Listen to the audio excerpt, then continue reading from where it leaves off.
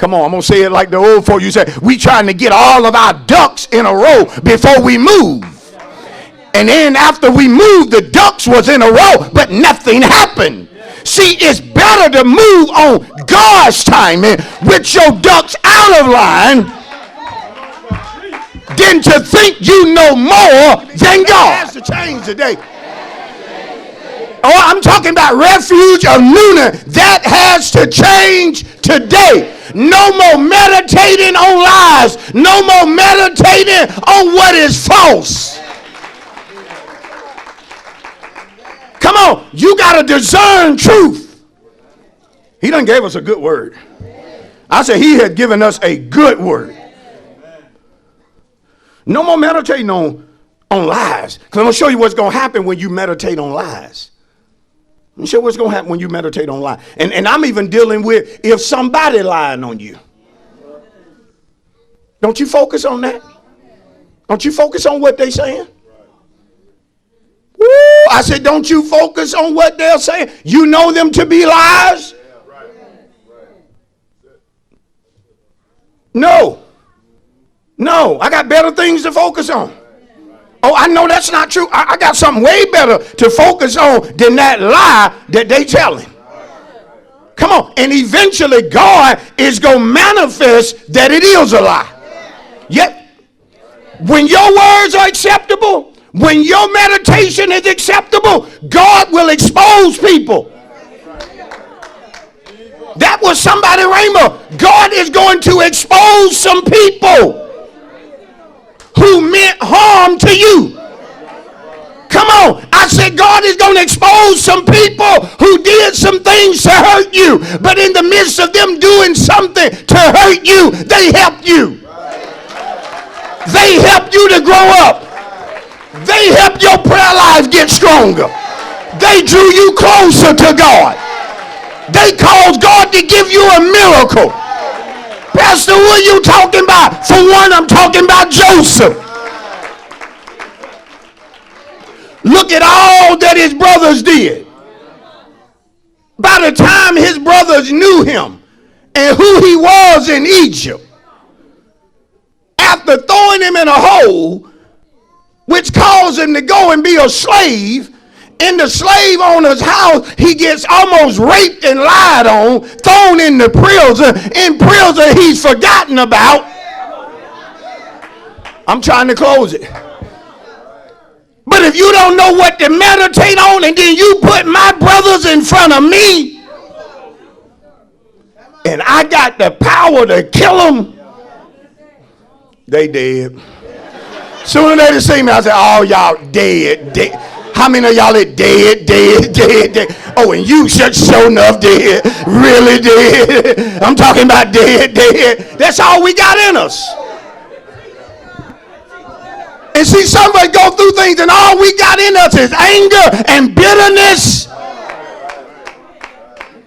But he told you last week, walk in favor, walk in forgiveness. You can't walk in favor and forgiveness and you meditating on lies. When you meditate on lies, it causes you not to want to forgive.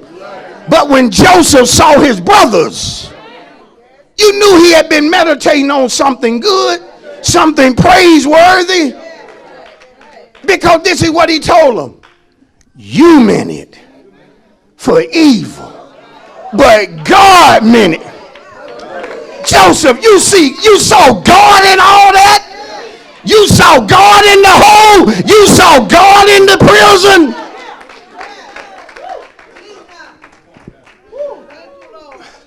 What determines if I see God? My thoughts. Where are we at? Because I got to go. Did I give you the scripture? Psalm 40:4. Blessed is the man who makes the Lord his trust and does not respect the proud. This is what I want you to see. Nor such as turn aside to lies. Tell somebody, if you start meditating on lies, you'll turn aside to them. Listen to me. You'll start walking, listen, in a lie. You're walking in a lie. You're living a lie. Because that's what you're choosing to meditate on.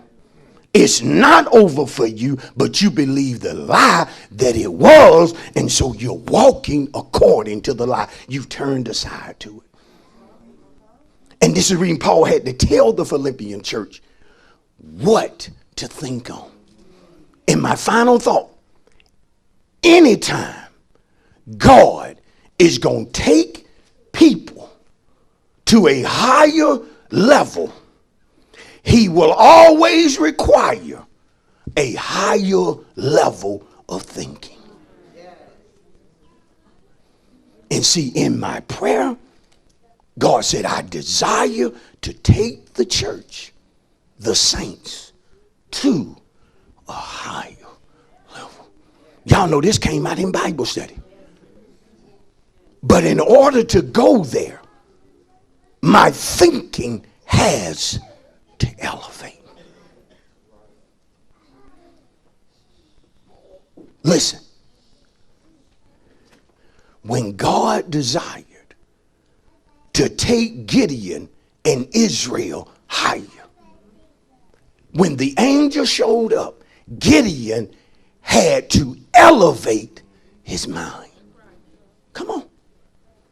Israel and Gideon was living in dens and caves, hiding from the enemy. Are y'all hearing me? But what was one of the first things the angel said to Gideon? Hail thou mighty man of valor. Gideon didn't understand it at first because he knew how they were living. Don't you know God will speak to you in a futuristic voice? God was calling what wasn't as though it was. He called him mighty while he was hiding. There are some things you can never believe about yourself until your mind elevates. Then you can see yourself as God sees you. Listen, and then you're not scared of the pavement. And then you're not afraid of people. Am I right? But see, Gideon had to elevate his mind. You know what Gideon told the angel? He said, my family is the poorest in Manasseh. And then he said this. He wasn't even through putting himself down.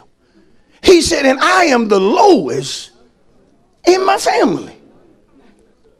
Gideon, I want to take you higher. You got to elevate your mind. Tell your neighbor, this morning message, God ain't talking about where you come from. He's talking about where he's taking you to. Come on. Because for some of you, when you elevate your mind, listen, you're going to be the first one in your family to do certain things.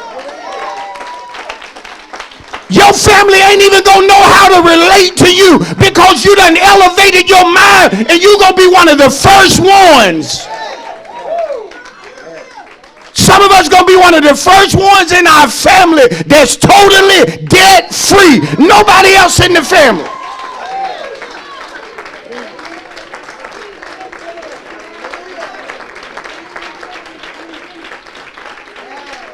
But shout to your neighbor, how you gonna get there? And you see yourself as poor.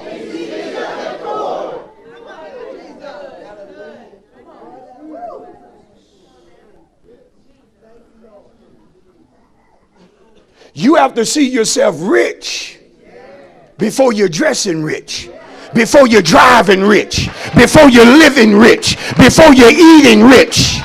Come on, you got to. But you got to elevate your mind. God gonna bring some of you in the corporate America. He's ushering some of you into rooms with people who have power and authority. And God don't want you to go in there with your head down. He wants you to know who you are in the room, because he's going to cause this prophecy going to come to pass for somebody. You're going to be in a room with a whole lot of important people, and you ain't going to be trying to overstep yourself. But they going to let you know this right here. We brought you in the room to hear your ideals. And then you going to know this is God. We want to know what you think.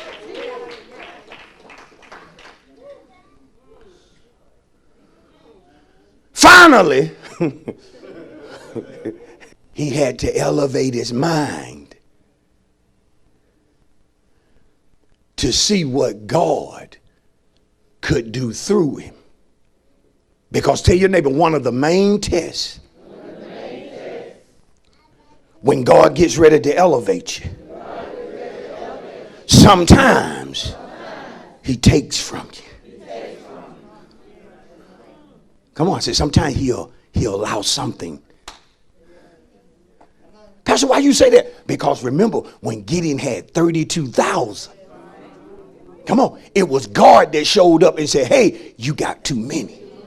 Because if I do it now, Gideon, you gonna think that your army did it. So whoever's scared can go home. 22,000 left. Gideon said, well, I still got a big child number. God said, no, you don't. Take them down by the river, and I'm going to put them to the test. And after that, he was left with 300. Then God said, with the 300, I'm going to give you the victory. Somebody is about to get the victory with less than what you thought you needed.